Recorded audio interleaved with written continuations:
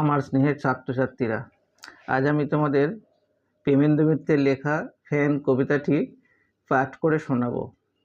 যারা তোমরা কলেজে বাংলা নিয়ে পড়াশোনা করছো বা ইউনিভার্সিটিতে বাংলা নিয়ে এমএ করছো, তাদের জন্য আজকের ভিডিওটা গুরুত্বপূর্ণ হতে চলেছে। ফ্যান, প্রেমেন্দ্র মিত্র। নগরের পথে পথে দেখেছো অদ্ভুত এক জীব, ঠিক মানুষের মতো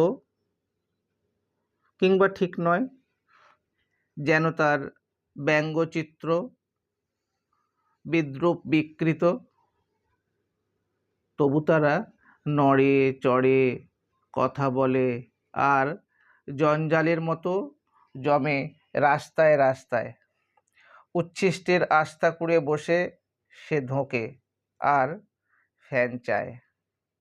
রক্ত নয়, মাংস নয়, নয় কোনো পাথরের মতো ঠান্ডা সবুজ কলিজা।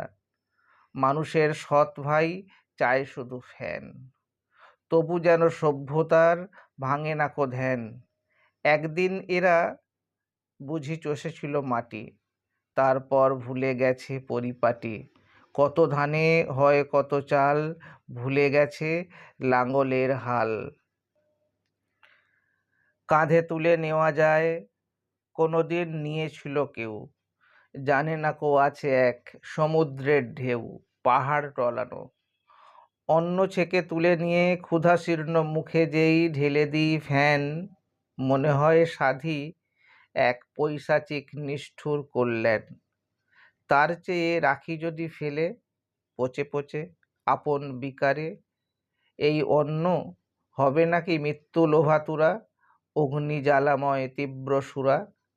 রাজপথে এই সব কচি কচি শিশুর কঙ্কাল, মাতৃস্তন্যহীন দধিচির হাড় ছিল এর চেয়ে আরও কি কঠিন। ভিডিওটা শেষ পর্যন্ত দেখার জন্য তোমাদের অসংখ্য ধন্যবাদ। ভালো লাগলে বন্ধুদের মাঝে শেয়ার করে দিও।